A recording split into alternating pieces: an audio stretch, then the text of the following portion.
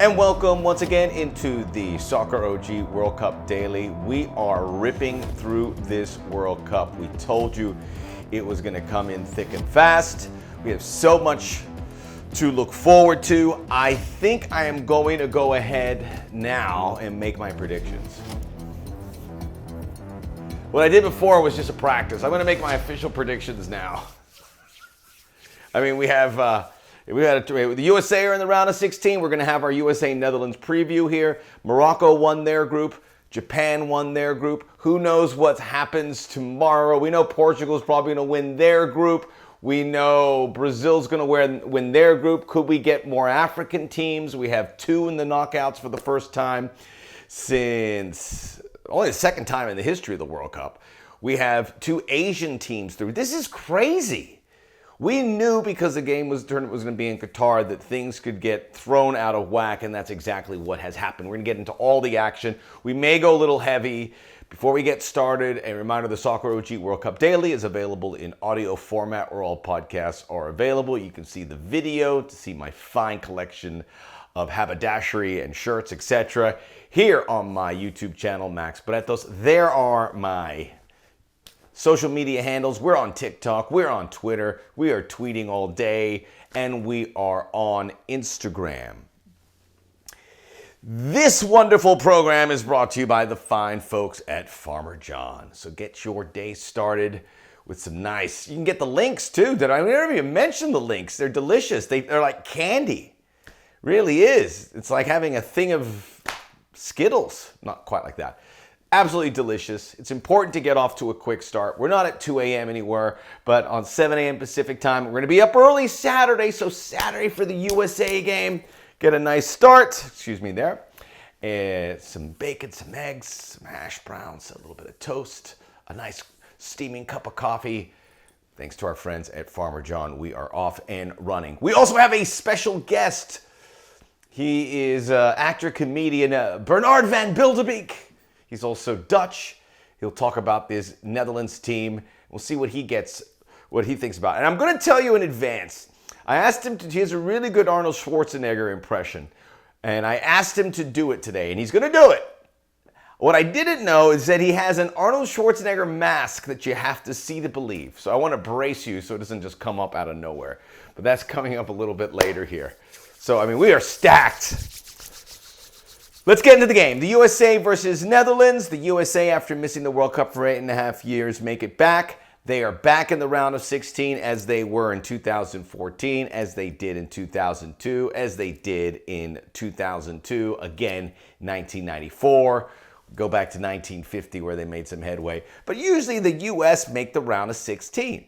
They've made the quarterfinals. They're hoping to make the quarterfinals again for the first time since 2002, and man, they have a really good shot at it.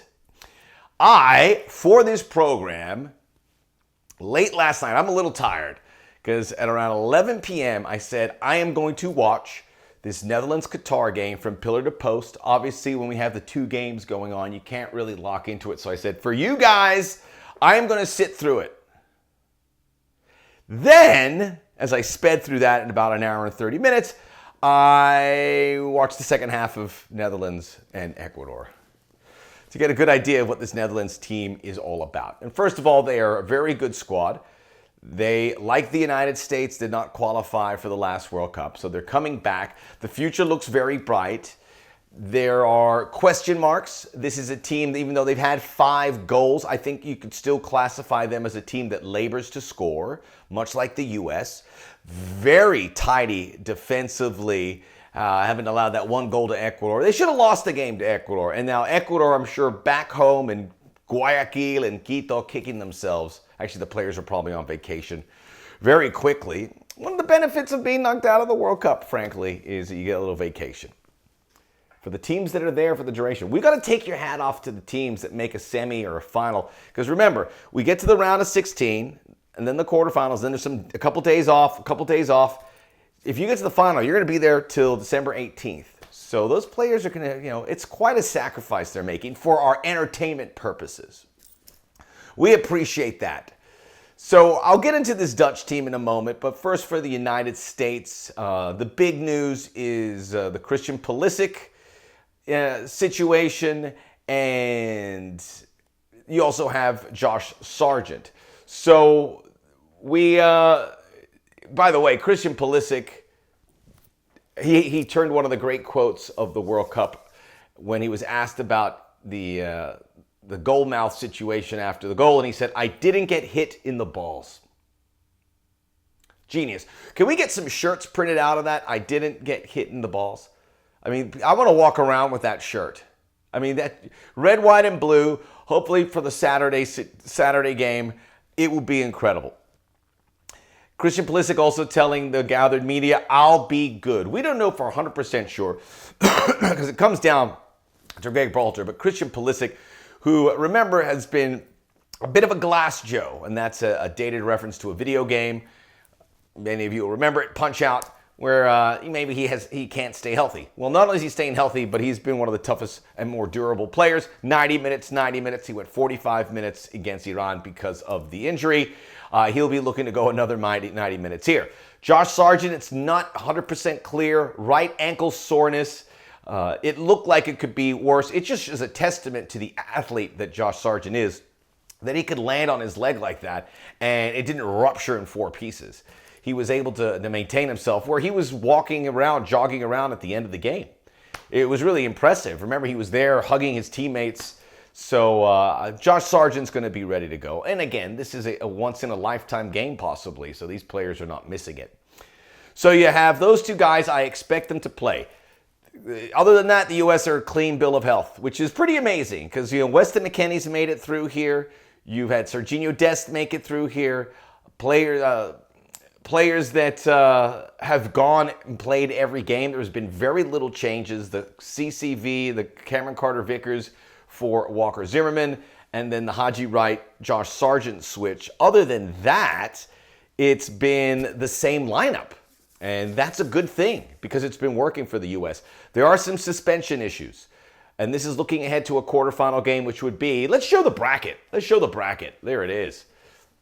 It would be either Argentina, Australia. This bracket's just amazing. I mean, it takes your breath away. We have Tim Ream, Kellen Acosta, Weston McKennie, Serginho Dest, and Tyler Adams all on a yellow, so those guys can't get a yellow. I think it would be naive to think one of them doesn't pick up a yellow.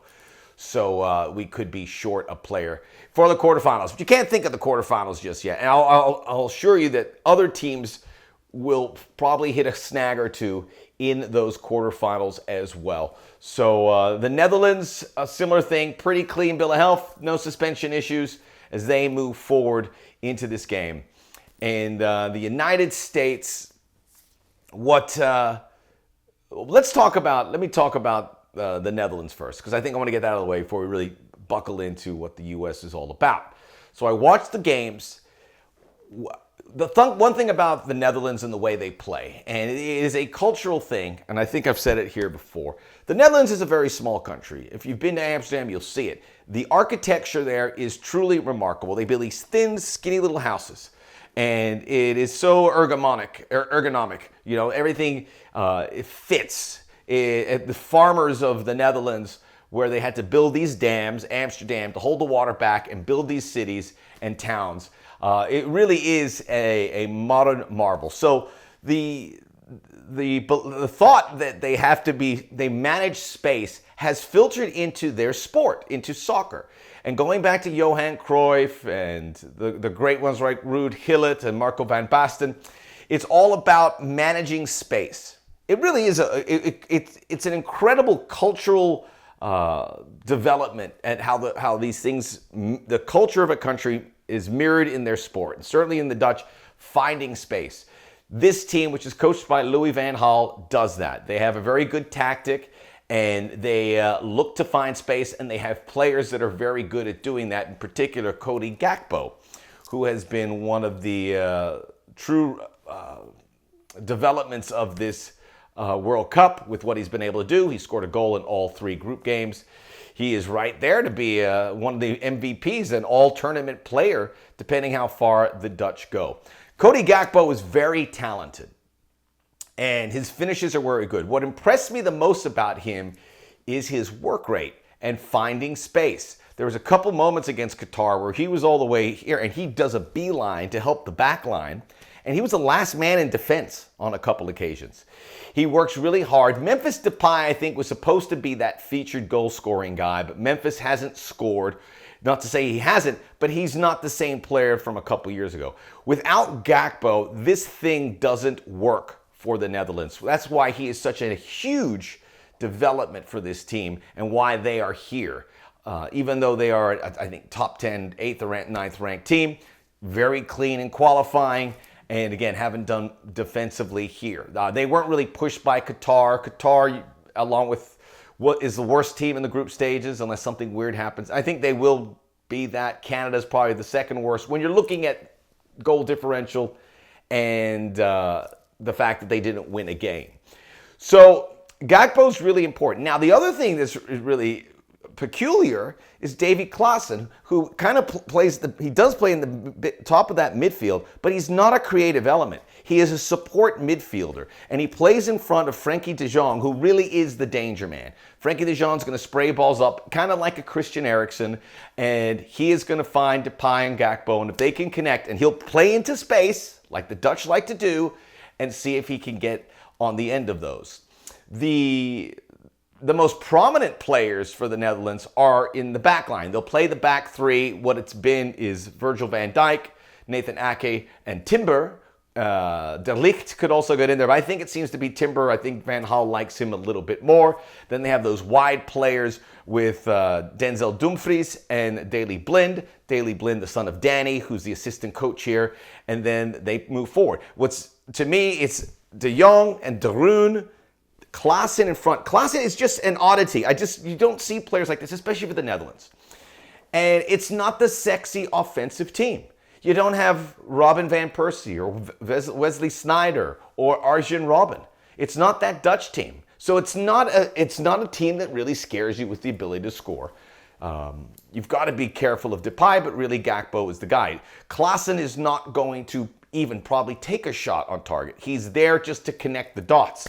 Again, what a responsibility to be this industrious midfielder who's just there to maybe make room for Frenkie de Jong. All that said, this is a Dutch team. When you look at it player for player with the United States, the U.S. are more impressive. Let's take a look at the U.S. lineup. It's going to be the same 11 if both Pulisic and Sargent are ready to go. If Sargent can go, I want to see Jesus Ferreira because of just the plotting effort from Haji Wright. I think Jesus Ferreira should be playing a role here. We will have Matt Turner. We will have Cameron Carter-Vickers. Now that he has been incorporated into the team, he is going to play there. He was excellent against Iran. He'll team up with Tim Ream, who's been maybe in many ways our most important player because we are a defensive team and he is our most important defender. Then you have Anthony Robinson on the left, Serginho Dest on the right, Weston McKennie, Tyler Adams, Yunus Musa, coming off a spectacular effort against Iran, Pulisic, Sargent, and Tim Weah. Then we'll see if Gio Reyna can come into this. I wanted to mention something about Gio Reyna as well, and the fact that his body language is bad. There was that hotel celebration where everyone's going through, and Gio Reyna's got his headphones on. He's just walking through the celebration. Bad optics. Someone's got to talk to him. I know he's disappointed about not playing, but we don't want to see that. And we shouldn't be seeing that. Everyone should be having the time of their lives. I know Gio's disappointed he's not playing. He has to be. You're not playing in the World Cup. But we can't see that. We don't want to see that. Right? That is a big deal. So I know I saw Herculez Gomez talk about it. It is a big deal. So that's got to, if someone on the U.S. team saw it, they're going to go, look, Gio, I know how you're feeling. You can't convey that. We've got to have a united front. Hopefully he gets in the game here. Josh Sargent's interesting because I've had this discussion with people, and we've always put pressure on our forwards to score goals. Well, that is not who we are. We're not. We are a defensive team. We have got something working very well. We are going to grind teams. We are not going to allow too many big opportunities, whether it was England, whether it was Iran, whether it's Wales. We were very economical about that. And we're in a situation where, like, Giroud for France 4 years ago, we're not demanding our forward to score. I just want us all to be on the same page for that because I'm fine with it. But I don't think Josh Sargent's going to have many chances like he had against Iran, maybe one sniff at goal. And that's fine. He can help create space. We saw him going on the flanks a lot, so to open spots for other guys who would slip inside of him. Again, it's all fine. Hold up play, etc. In that case, we're not going to be a team that's going to score multiple goals. We might, but don't expect it. This is a team that is, if they're up by a goal in the first half, don't be surprised if they bring in Walker Zimmerman and they play with 5 in the back and protect the results, especially against this Dutch team, which I think they can manage there if they can get their noses in front. The U.S. has not trailed in this World Cup. That's amazing. The U.S. also has not conceded a goal from open play, just the one penalty. These are great foundation stones for the U.S. So you have this team that I think wants to mirror the same game. And they've been lucky to have the same personnel out there. So the U.S. have a great opportunity. Josh Sargent is going to be, it's not a false 9, but it is a utility number 9. I'd love for him to get a goal, but I don't think it's coming from there. Pulisic, Weah, and maybe someone from the midfield, maybe someone off the bench. Now, as we look at that lineup, I say the U.S. have a better goalkeeper. The U.S. have better fullbacks. The U.S. have collectively a better midfielder. They have a better defensive midfielder in Tyler Adams. They have, in attack, I would take Pulisic, Weah, Sargent over Gakpo and Depay. And it's just, when you look at the both sides, out of the 11 positions, I think I would take 6, if not 7 of the U.S. players. Dead serious. In many ways, I would think they should be the favorite, even though they are not. The United States is, by the way, just one thing about the Gio Reyna distraction. I saw Jason Davis retweet something from the Helsinki Commission Twitter account that said, Gio Reyna will have a full opportunity against Holland. First of all, it's not Holland. We can't say Holland. Holland is not the Netherlands. It's not the full country. The Helsinki Commission of Security Oversight in Europe that looks around, stocks, etc. It's just weird that would come out of it. So having looked at the Netherlands and looked at the U.S. are better. The U.S. are better. Doesn't mean they're going to win because the Netherlands, this is a group winner that you want to play. I have seen enough. I've looked at RVP, Arjen Robben, Wesley Sneijder are not walking through that door. The bench, the U.S. might have an inch. They're bringing Vincent Janssen off the bench. It's not a plot. Louis van Gaal he's 7 years old. He's very reserved and doesn't really get up or animated like most of the managers do. I like the fact that Greg Berhalter is working that sideline and communicating. The U.S. is athletic. The U.S. is fast. The United States are going to win this game. It's going to be like the others. They're going to win it 1-0. It's going to be a lot of suffering. They have a formula, and they're going to use this. I truly believe the U.S. is a better team. They move on 1-0, and they would likely face Argentina, but we won't get ahead of that right now. The Soccer OG World Cup Daily, there is your U.S. preview. We'll be back. We'll look back at the games from Thursday. We'll preview a little bit from Friday. We'll have our guest, Binky van Bilderbeek, here in a moment.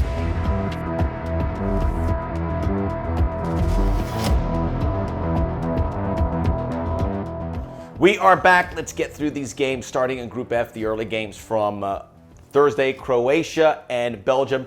This felt like a knockout stage game. I really enjoyed it. It's going to be known as the Romelu Lukaku game. He could have had 3 or 4 goals.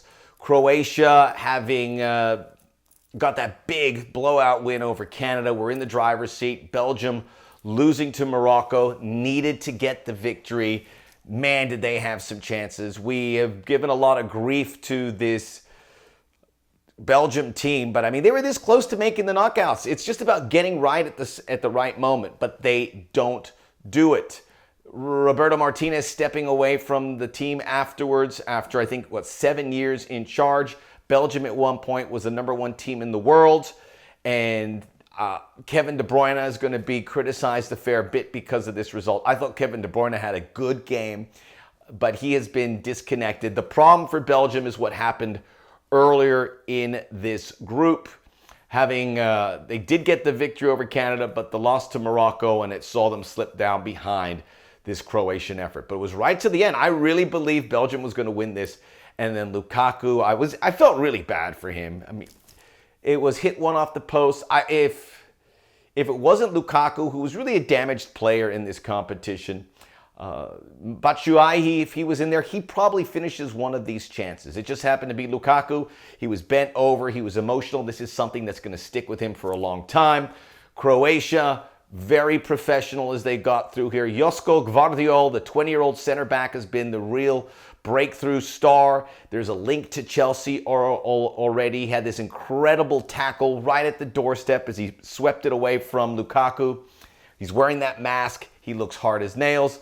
Luka Modric, to me, looks like a player that could play till he's 50. He knows how to exert his energy, and you have enough of an effort there between the groups of attacking players, but Modric is key. Croatia now move on, and this is going to be, they're going to face the Japanese. We look at the bracket again. Let's look at that bracket again. You got to like where they're at. Croatia knows how to navigate through this tournament. They got that young defender. I love that group back there. Kramaric, who scored the 2 goals. He could certainly get back in the mix here. And here we go. Final thought on Belgium. 1 goal in 3 games.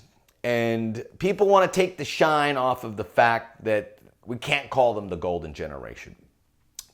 Belgium had a great player back in the day named Enzo Schifo. And in the 90s, they made a semi-final in Mexico 1986. But it was a weird path. They kind of got a good break. They had a couple upsets. Then they ran into Maradona in the semifinals and got the doors blown off of them. There's that very famous photo of Maradona with the 3 Belgian players. It wasn't a great Belgium team. They just happened to make a semifinal. Belgium, before this team, after 2002 and then until 2014, didn't make major competitions. They were a backwater. But Belgium, it's not a tiny country, but it's not a large country. And you didn't even think about Belgium. This group came around. They made the quarterfinals in 2014, pushed Argentina to the brink. In 2018, they beat Brazil. They beat Japan in an incredible game coming from behind 2 goals. They made the semifinals, had some Euro success. This is the golden generation. They also made household names of about 20 players along the way. Put some respect on this team. I think most Belgians would agree that they're disappointed because there's no silverware out of this. But this was an incredible ride this team was able to give. Morocco, Canada. Morocco wins the group for the first time since 2014, the only time since in the World Cup history, 2 African teams make it through the round of 16. That time it was Algeria and Nigeria. Morocco wins the group, and Senegal are through. We might get Ghana in there as well, which would be a record-breaking move as well. Canada, a quick word on them. John Herdman did wonderfully to get this team here and to develop their own golden generation. We want to see that generation grow towards 2026. They've already qualified for that World Cup. He should be back. I don't think Canada's going to splurge money on someone else, but John Herdman certainly has earned that spot to be with this team. These players love him, and now we got to see. He's got to learn the mistakes that he provided here. He had 1 really bad game. The Belgium game, they should have won. To me, it classifies as a huge missed opportunity. And they were competitive here. They fell behind 2-0. They got an own goal late, and they really pushed Morocco and could have damaged their chances of winning the group. So it is, Morocco's going to play Spain now, so they don't get any favors there. But I wouldn't underestimate this Morocco team. They got to give a lot of credit to Walid Regragui, who was the manager. Unofficially, they were a top 8 team. He got all these guys on the same page. In particular, Hakim Ziyech, who was happy. He scored another goal. Youssef El Nesri scored a goal too. Ziyech scored that goal off a horrible mistake from Milan Borjan. And Ziyech is now, to me, one of the 5 or 6 big stories player-wise at this World Cup, and even bigger if Morocco can go past Spain, which again, I like their chances.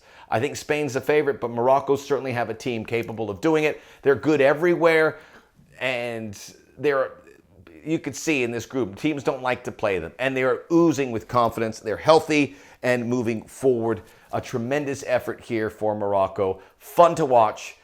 Good luck to Maroc moving forward as they try to make those quarterfinals. They have a real good shot here. Spain and Japan, we go over to Group E. Japanese beat Spain 2-1. Once again, they proved to be a second-half team, getting those results very late. They won this game with 17% possession, which seems like an impossibility. And Japan joined Australia from the Asian Confederation in the round of 16. Another spectacular achievement there. They win the group ahead of Germany and Spain. No, but I mean, I thought they'd finish second. I thought they were better than the Germans. They showed that with the victory. They trailed Germany. They came back. They trailed Spain. They came back. All the goals in the second half. The use of the bench for Japan was huge. Ritsudan scoring again. He has 2 goals in this tournament. Ao Tanaka scored 48th, 51st minute. Controversy on that second goal because VAR did not say the ball was out of play. You've probably seen the replays. I thought it was out. It's so close. But I did see some green between the ball and the boundary. But if that ball was ruled out, then you would have seen Germany get through. So it's a big, big moment. Japan won 2 wins in 2 different games at World Cups. They have really achieved something special. We'll see if they can keep it going here when they face Croatia. That's going to be an entertaining game. I think it's a 50-50. That's a coin flip for me, considering what Japan has been able to do. Costa Rica and Germany. Germany wins it 4-2. Costa Rica gave us a thrill for a moment there. Costa Rica was in the round of 16. They led Germany 2-1, and Spain was out. And a lot of the some German people, some of the German public are saying there's a controversy that Spain lied down. Spain did not lie down. They were pressing late. They were trying to win this, even though Spain, by finishing second, did themselves a favor because now they get Morocco in a round of 16, which is a favorable matchup, and they get out of the top side of the bracket, which would have meant they would have faced Argentina, I believe, in the quarters, and Brazil in the semis. So Spain, by losing, may have actually won. So I will say that Germany out, this list of UEFA teams getting knocked out is pretty startling. Wales, Denmark, Belgium, Germany. We almost lost Spain too. We thought that the European teams would not put a stamp on this like they've done in past World Cups, and clearly that's going to happen. A European team might win it, might have 2 European teams in the final, but it seems very unlikely right now, especially with Brazil and Argentina there, Morocco and Japan and the United States. It's a true World Cup. Cherish this because it's not always like this. Manuel Neuer was terrible. Can't believe what I saw from him. They figured things out. Serge Gnabry scoring in the 10th minute, then the 2 goals by Costa Rica, Yeltsin Tejada, and then an own goal by Neuer. Kai Havertz would come off the bench, score a couple goals. Nicholas Füllkrug would score 2. Jamal Musiala was spectacular, but he just couldn't score a goal. It was still fun to see him watch. He's a beautiful player, but Germany got problems, man. 2nd straight World Cup, they don't get out of the groups. That's historic. And back-to-back World Cup failures. Costa Rica had chances, and that was the thing that you got to be a little worried if you are Germany. They had good chances. They just ran out of steam. Will be interesting to see what happens moving forward with this Costa Rica team because we didn't see the young players. There are some good young Tico players that didn't get called up. I don't know why Brian Ruiz was brought in here. He didn't even get off the bench. It's just why? If an older player is not going to play, bring in a kid so they can experience that. That drives me bonkers. Final thing, I meant to say this yesterday, Stephanie Frappart, all-female crew, did a great job, very clean. I thought they, and we don't want to make a big deal because it's a women's crew that they were able to do this. But there were, there's been issues at every other game, including the other Group E game. There wasn't any here. A real pro. The one thing about Stephanie Frappart, which was crazy, she's very small. She must be about 5 feet tall and 110 pounds. So you see her running there, but she had control of it. She was never far from the play. Well done. It's such a big pressure spot for her because if there is a bad screw up, everyone will say that. Not everyone, but people go, well, we're not ready for a women referee. She didn't do that. And that's a big burden on her shoulders, and she answered it in a big way. Final day of the groups tomorrow. South Korea and Portugal in Group H, 7 a.m. game. Portugal lead the group 6 points. They haven't claimed top spot yet, so they have something to play for. Ghana's got 3 points. South Korea, Uruguay, a point apiece. This is going to be a South Korea team that, to me, were so disappointed after they lost to Ghana. They dominated Ghana, had like 23 shots. But after the game, Son Heung-min was in tears. It was bad optics. It looked like they already got knocked out of the World Cup, but they haven't. If they win this game, they, well, it doesn't mean they're going to qualify. They need some help, I think, from Uruguay. But a win puts them in that position. We've seen how many crazy things have happened. Why not South Korea? Big spot for them. I mean, their coach won't be there. Paulo Bento sent off because he was upset at the end of the game against Ghana, a game that they lost 3-2. They came back from 2 goals down to tie it. It was a very emotional end. Cho Gyu-sung scored those 2 goals. I imagine he plays a role here. Big spot is Kim Min-jae. And I said in the last game, one of the best defenders at the World Cup, but he's not 100%. He is going to be a late fitness test. They need him, but if he can't play, you don't put him in there at 70, 80%. Because he was on the hook for the final go. He has a calf injury. By the way, Spurs looking to sign him for like $50 million. So it could be a really good post-World Cup for Kim Min-jae. Portugal, it's about Ronaldo. And I love this Portugal team despite Ronaldo. They want to win this group so they can avoid the Brazilian challenge in the not-too-distant future if they finish second. And they have injuries. Nuno Mendes injured. Danilo's out. Pepe is in. So the Pepe matchup, he probably gets in there again. And Ronaldo didn't score a goal. Bruno Fernandes had 2 goals. Remember, it skimmed off the top of his head. But he has 8 goals in 5 World Cups. He wants to get that 9th, which would be historic. And the big news about Ronaldo, you probably heard about this, is this Saudi Al Nassr is looking to give him a $200 million a year, roughly, deal to play there. I mean, it's an obscene amount of money. It's just obscene because they could, if he says no, they could come back and say, we'll give you $300 million. That's the kind of money they're dealing with. We'll give you $1 billion. It's just weird. It's just too much money. It's too much money, oil money. Anyhow. It would be weird to see Ronaldo in Saudi Arabia. With all this talk of Lionel Messi coming to Major League Soccer, the 2 big stars still have a lot to give. Ghana, Uruguay, this really is the game of this group. Want to talk about Luis Suarez, who was interviewed, and the journalist asked if he would like to apologize for the handball that occurred in 2010. Famous moment in World Cup history. Ghana about to score. Suarez handles the ball. And Ghana take the penalty, but miss the penalty. Uruguay advance. They end up going to the semifinals of the World Cup. To me, one of the greatest spectacles I've ever seen. If we can get more games like that with excitement and controversy, sign me up. I want to talk about that because he kind of recoiled a little bit. Luis Suarez may not start this game. I don't think he should. He's just not there. He's an older player that I think should not be at this World Cup. He did not apologize for the handball. He said the Ghana player missed the penalty, not me. But I want to talk about these journalists asking these off-the-cuff questions. We had it with the Iranian journalist talking to Tyler Adams. Stop it! Stupid questions. Don't waste our time here. I mean, you should get one chance. If you ask a dumb question, you're not allowed back in. Because this is a waste of everyone's time. Why should he apologize? It was a brilliant play. He put his World Cup on the line. He knew he was going to get red carded. The rules say that if he handles the ball, you get a penalty. If FIFA or changes it the IFAB or whatever changes it, where if you handle it, then you get an automatic goal. That's something different. He knew he could do that. He did it. It paid off. He doesn't have to apologize to anyone. I know this is a big game for Ghana, and with Luis Suarez playing or not, they're going to go for it. Uruguay needs to win to have any shot. Ghana advances with a win, can advance with a draw as well, depending on what happens in the other game.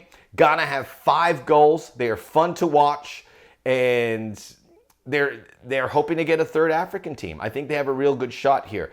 Mohamed Kudus, we've talked about him. He has 2 goals. Much like Kim Min-jae and Cody Gakpo, he's in the shop window, and Barcelona and Liverpool have been linked to him. He's that good. Iñaki Williams will probably start and lead the line. Love Thomas Partey. And finally, Ronald Araujo still doesn't sound like he's going to be ready for this game for Uruguay. I apologize. I know I ripped through all of this, but I wanted to give you a little taste of all these games while giving you the USA preview. Plus, we have an interview. Prepare for the Arnold Schwarzenegger mask. Actor, comedian Binky van Bilderbeek, Netherlands fan, coming up next.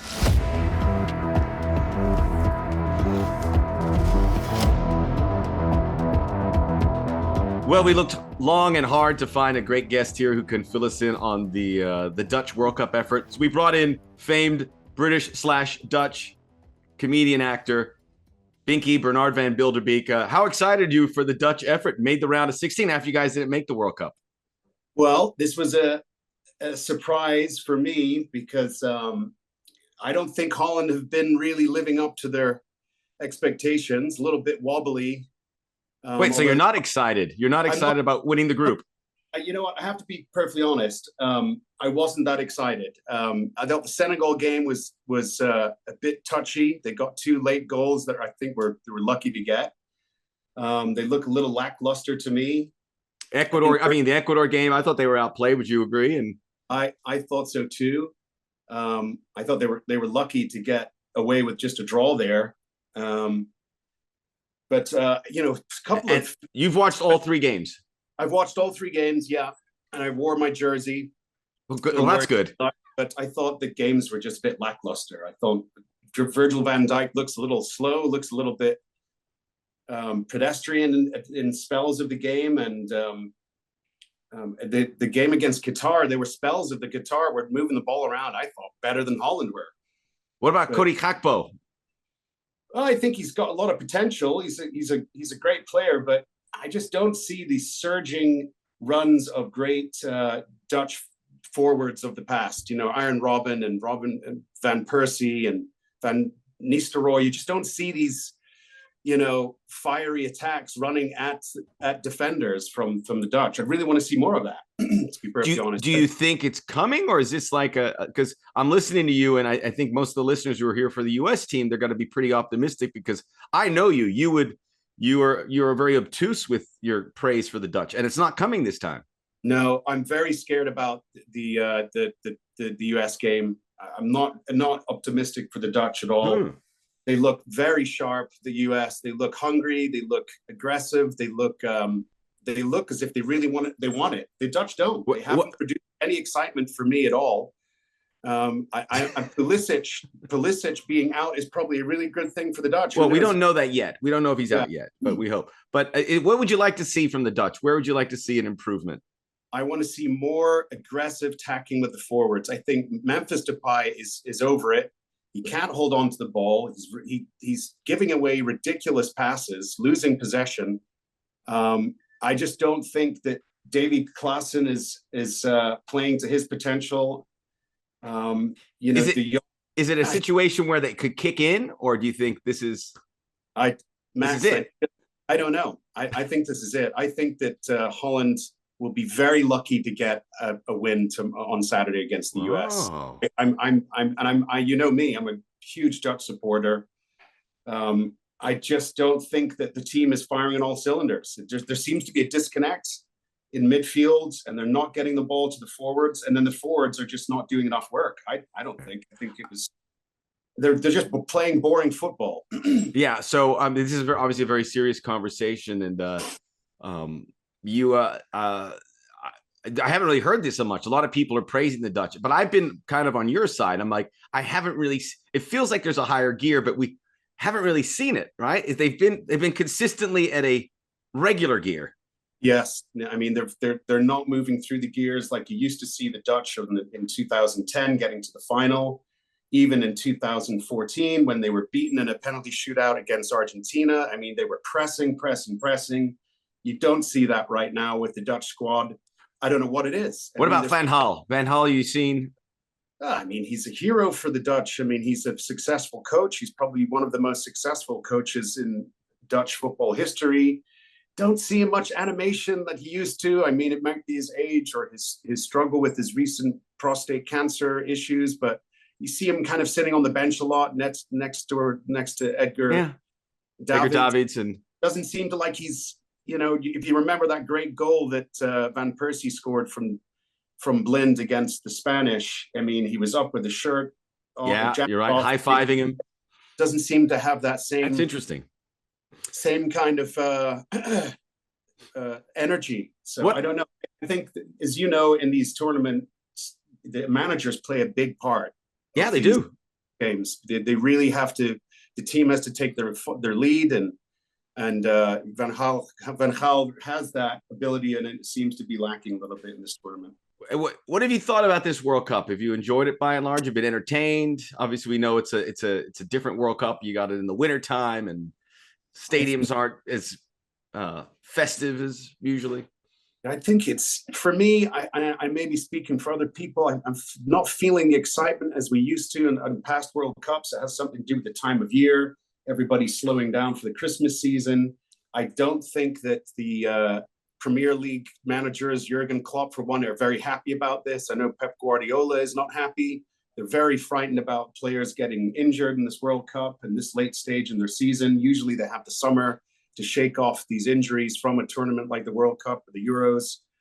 I think the tournament being held in Qatar hasn't been a very successful one so far as I'm concerned. Max, I've got an issue with the criticism for the non-alcoholic drinking and the non-alcohol drinking in the stadiums, and the LGBTQ issue is a problem. But you're saying just because they should be accepting of the way Qatar is.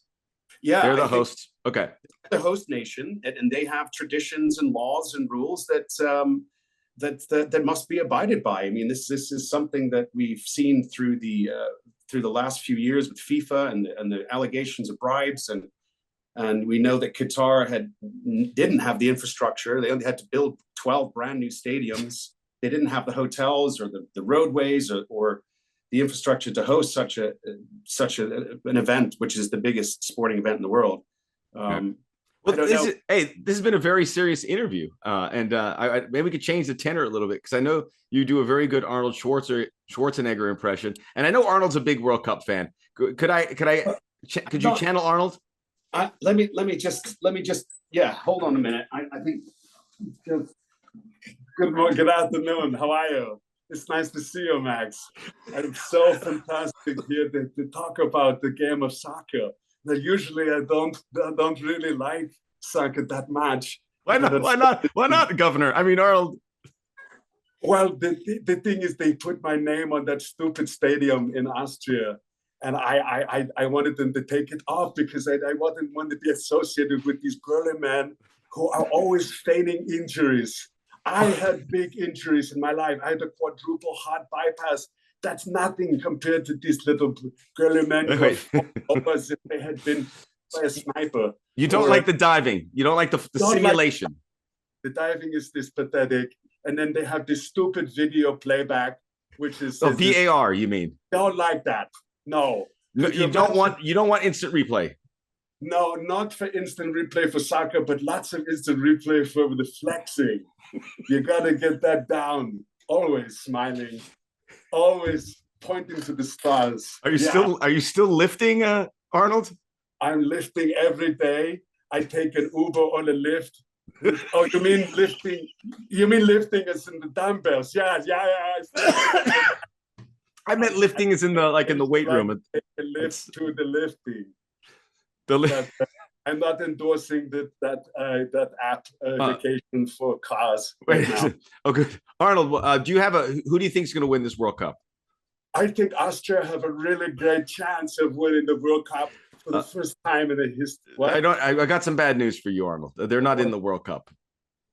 Oh, that's a problem for me then. It's in your moment, I think. How about the Germans? Australia. There you go. Great chance of winning the World Cup, and I hope the Socceroos suck it to them.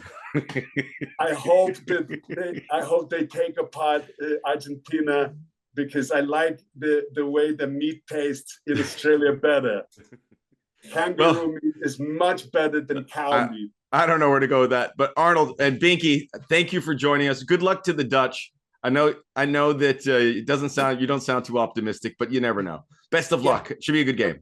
See, I mean, the Dutch will be playing for a defensive game. I think that the US are going to take it to them. They've got a lot of momentum behind them, and it just doesn't feel like a World Cup where Holland have the talent and the desire. So right.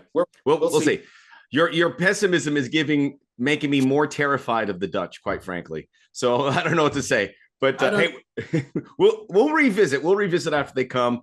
That's Binky van Bilderbeek and Arnold also making an appearance. Make sure you check out the Soccer G World Cup Day. We'll be here every day, and hopefully with USA victory. I don't want to disappoint Binky, but we'll see. Hop Holland! Hop Holland! Hop Holland!